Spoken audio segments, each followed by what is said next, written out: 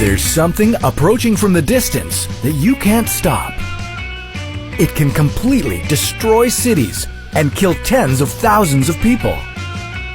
It looks like another big wave at first, but as it gets closer, you can see it's not just big, it's huge. It's a tsunami.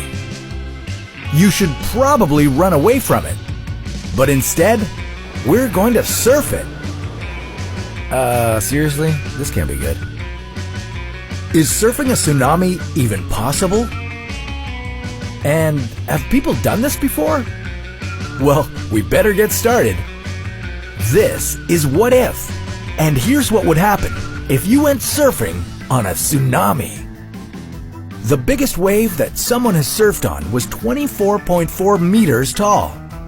Tsunamis can be around this height, but for our purposes, let's go a little bigger and say ours is 30 meters tall.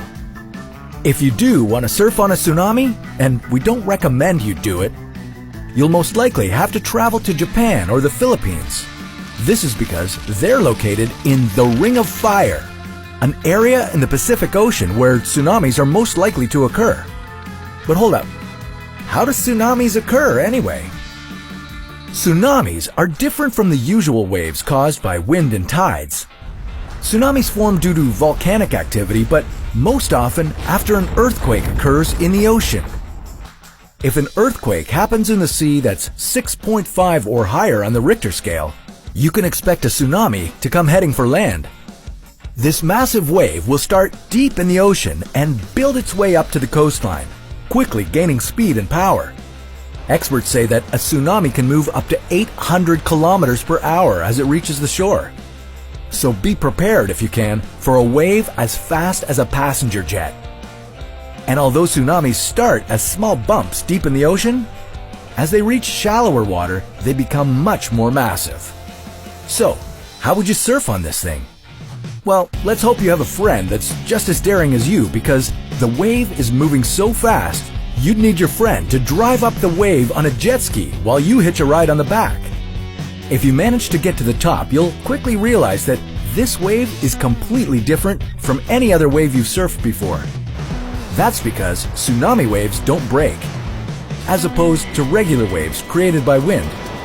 A breaking wave curves and cascades onto itself, making it the perfect wall for your surfboard, but generally speaking, a tsunami doesn't have this quality.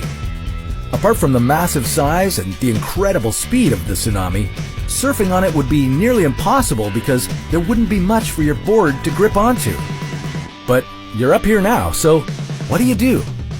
Well, your best bet is to really hold on for dear life and hope for the best.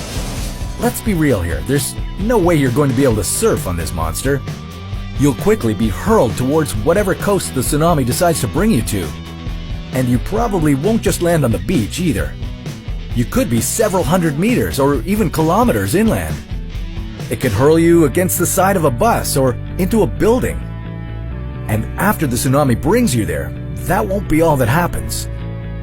After it tosses you inland, the waves will pull you right back out into the ocean. Now, it's not only you in the tsunami, other people, cars, and even entire parts of buildings will all be forced into the ocean, causing even more destruction as they slosh through the tsunami's path. You may think it's over now, but that isn't the case. A tsunami isn't just one massive wave, it's multiple waves. A tsunami can last for up to an hour, with waves up to 30 meters continually hitting the coast while destroying cities and killing people. So once you lose your surfboard, you'd be in the water with everything else being pushed back and forth from the coast and back out to the sea. You'd keep doing this until you eventually drown or die from getting hit by debris. So, although surfing a tsunami would make for a pretty gnarly story, maybe we should just stick to the regular breakers for now. Even if you were to try and surf a tsunami and somehow survived, you would probably get pretty badly hurt and be in a lot of pain. But what if you couldn't feel pain? Then you could probably do it. But we'll leave that story for another What If.